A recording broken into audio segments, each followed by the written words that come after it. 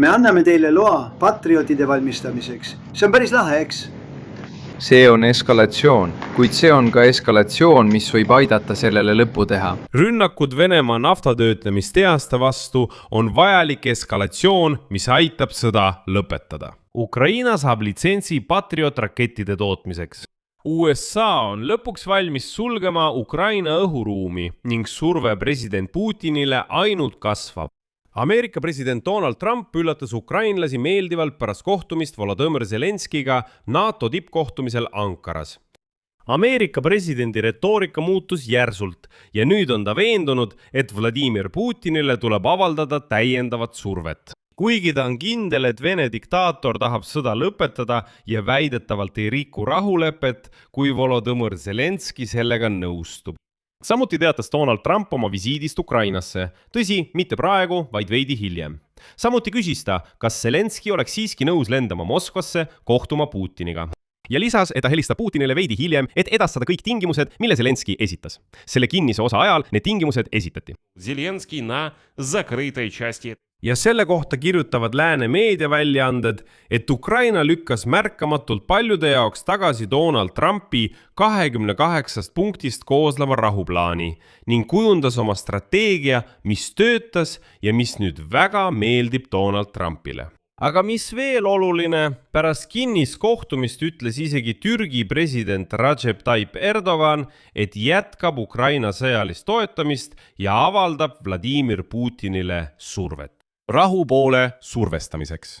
Üldiselt arutame selles saates koos värsketel jälgedel Donald Trumpi ja Volodõmõr Zelenski kohtumise tulemusi NATO tippkohtumisel Ankaras ning millised tagajärjed sellel kohtumisel võivad olla. Minu nimi on Aleksei Betši, arutame seda teemat koos, aga enne kui alustame, palun tellige kanal, pange sellele saatele pöial püsti ja kirjutage selle video alla oma kommentaar. Olen teile selle eest väga tänulik. Ma arvasin, et see oleks hea aeg president Zelenskiga kohtumiseks ja vaatame, mida me teha saame. Aga tegelikult on meil tekkinud hea suhe, raske uskuda, eks? Alates ovaalkabinetist kuni tänaseni on meil, ma arvan, tekkinud väga hea suhe. Jah. See ei ole lõpp. Ei, see ei ole, see saab olema algus, võib-olla. Jah, see on alles algus. Niisiis täna, 8. juulil, toimus Ankaras kaua oodatud Donald Trumpi ja Volodõmõr Zelenski kohtumine, mis koosnes avalikust pressikonverentsist ja kinnisest osast. Kui väga lühidalt öelda, siis kahe liidri kohtumine toimub pärast Põhja-Atlandi nõukogu istungit riigipeade ja valitsusjuhtide tasemel NATOs. Ehk siis, kui kõigi alliansi liikmete seisukoht on enam kui selge. Näiteks NATO riikide juhtide lõppavalduses nimetatakse Venemaad pikaajaliseks ohuks euroatlantilisele julgeolekule ja stabiilsusele. Ohtude tõrjumiseks teatasid alliansi riigid uutest kaitsehanketest enam kui $50 miljardi ulatuses ning võtsid kohustuse laiendada kollektiivseid tootmisvõimsusi, et kiirendada innovatsiooni sõjatööstuskompleksis. On märkimisväärne, et kõik see toimub ilma Ameerika Ühendriikide osaluseta. Lisaks kohustuvad liitlased 2026 aastal, rõhutan, need on Euroopa riigid ja Kanada, taas ilma USA-ta, eraldama €70 miljardit sõjatehnika abi ja väljaõppe jaoks Ukrainale. See on veel üks täiendav pakett. Veelgi enam, alliansi liikmed kinnitasid valmisolekut säilitada samaväärne toetustase ka 2027 aastal.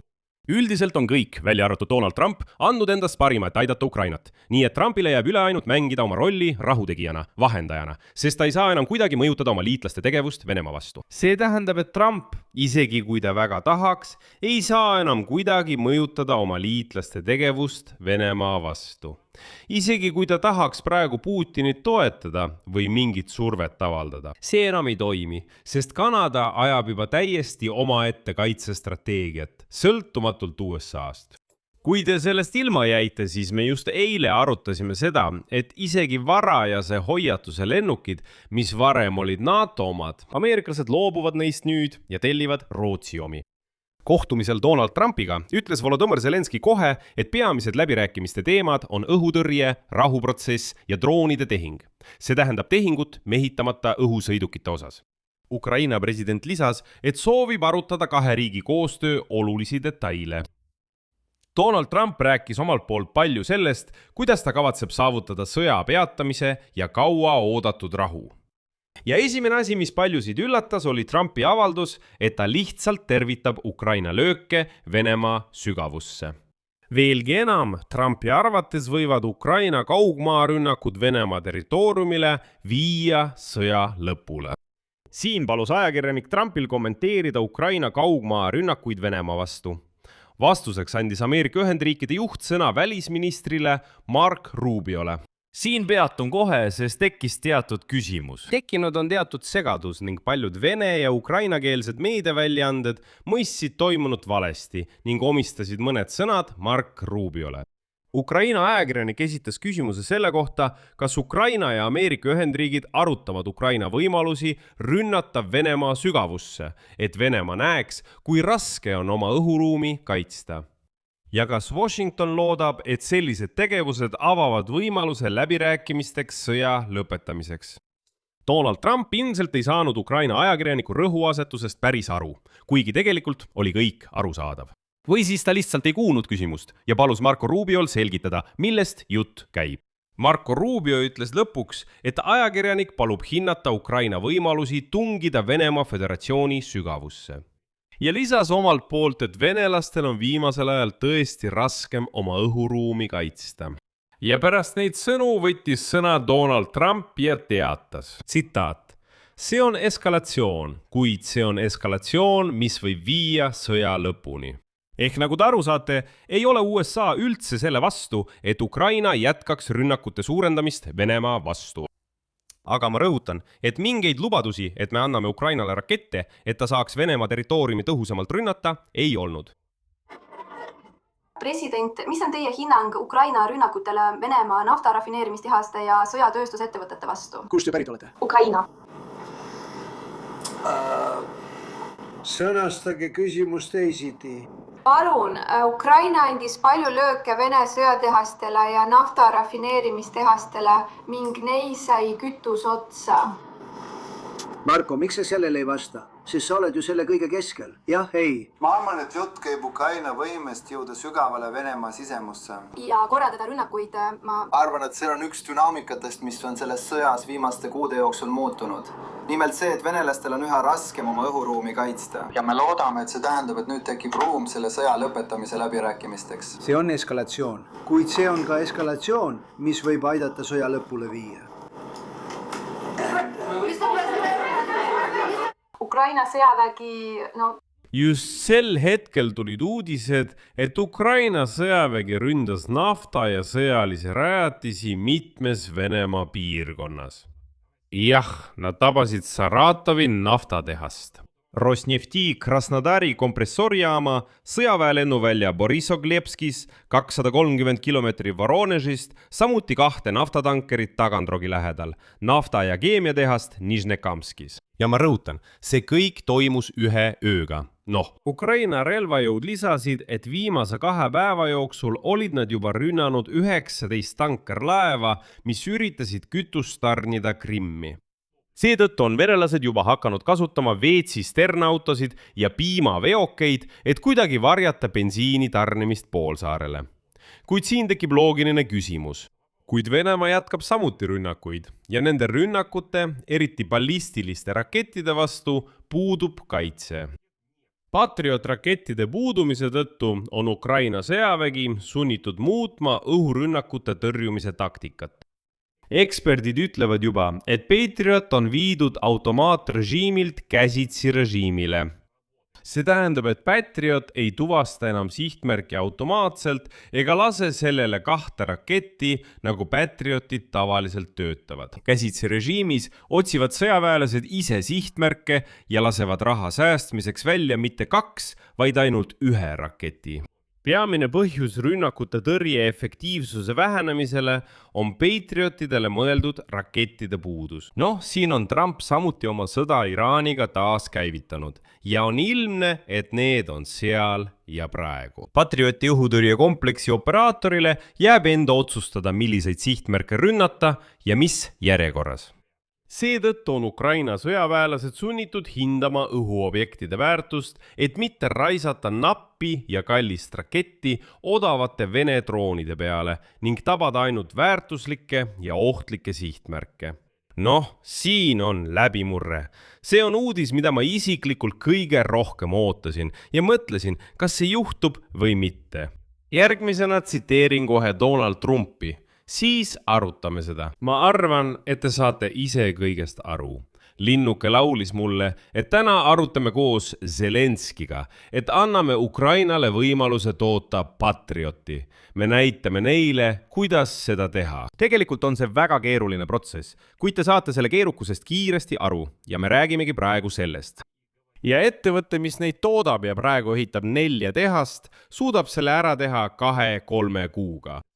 Kui tellite Patrioti, peate nüüd kaua ootama. Sama on Tomahawkidega. Meil on palju teatud varustust, kuid seda nimetatakse eliidiks. Nii et üks asi, millest me räägime, on see, et anname Ukrainale litsentsi selle tehnika tootmiseks. See on lahe, eks? Nii et ei saa kurta, et me ei tee teie heaks piisavalt. Me ütleme, tehke ise. Seda ütles mulle väike linnuke. Selle kohta, et me anname neile õiguse toota patriote. Me näitame neile, kuidas seda teha. See on tegelikult väga keeruline. Aga tead, kõik ettevõtted saavad selle keerukuse kiiresti selgeks. Ja sellest me räägimegi. Ja me teeme seda ettevõte, kes neid toodab ja ehitab. Praegu 4 tehast. Teate, kõik meie ettevõtted, me suudame selle ära teha 2-3 kuuga, kui te ostate Patrioti. Praegu peate te kaua ootama. Tomahawkidega on meil palju kindlat varustust, aga selle eliitvarustusega, nagu nad seda nimetavad. Ja sõjaks ei ole tingimata vaja eliitvarustust. Aga üks asi, millest me rääkima hakkame, on see, et me anname teile litsentsi Patriotide tootmiseks. See on päris lahe, eks? Nii ei saa te kurta, et me ei anna neile piisavalt. Ma ütleksin, et tehke. Isse. On tõesti tänase päeva jaoks tõeline läbimurre. Rõhutan seda kõikjal. Ainult 2 riigil väljaspool USA'd on selliste rakettide tootmise litsentsid Patriot süsteemi jaoks. Need on Jaapan ja Saksamaa. See tähendab, ütleme nii, kogu maailmas. Ainult USA, Saksamaa ja Jaapan toodavad neid PAK 3 rakette, kuid Saksamaal, rõhutan, alles alustati tootmisvõimsuste ettevalmistamist. Aga Ukrainale lubab USA kiiresti aidata PAK 3 rakettide tootmise käivitamisel, mis just kaitsevad ballistiliste rakettide eest. Venelased. Ja oluline on märkida, et just Ukraina delegatsioon oli juuni alguses J7 tippkohtumisel. Lisaks tegi Trump avalduse, mis tekitas suurt üllatust.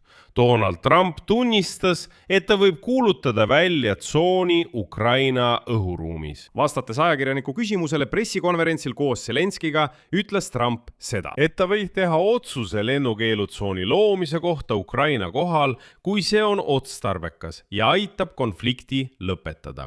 Siin on väga segane hetk, mida pole lõpuni selgitatud ja ma arvan, et hiljem saame rohkem selgitusi. Sest Trump avaldas lootust, et seda pole vaja teha ja rahuleping sõlmitakse ka ilma selleta.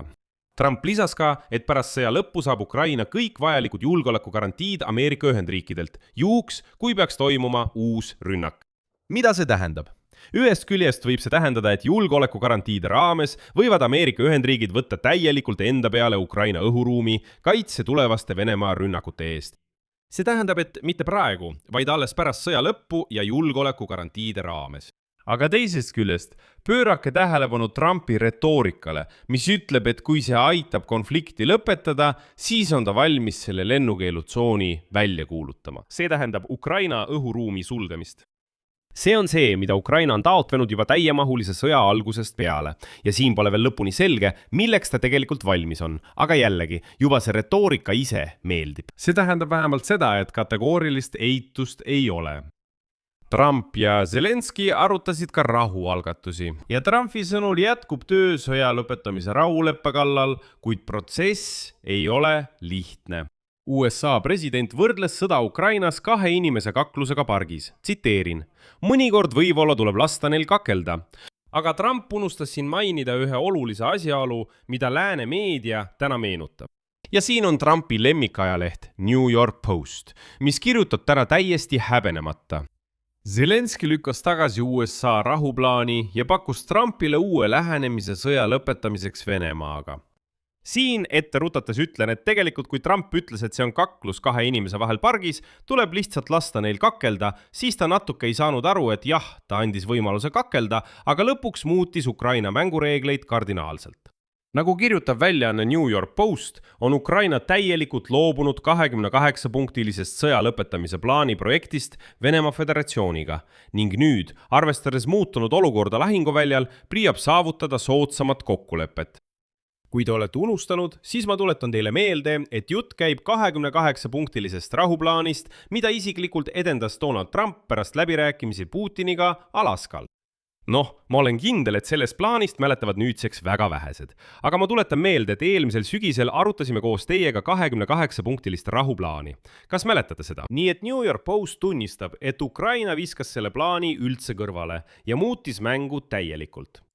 Ja siin on see, mida kirjutab väljaanne New York Post. Edasi tsitaat.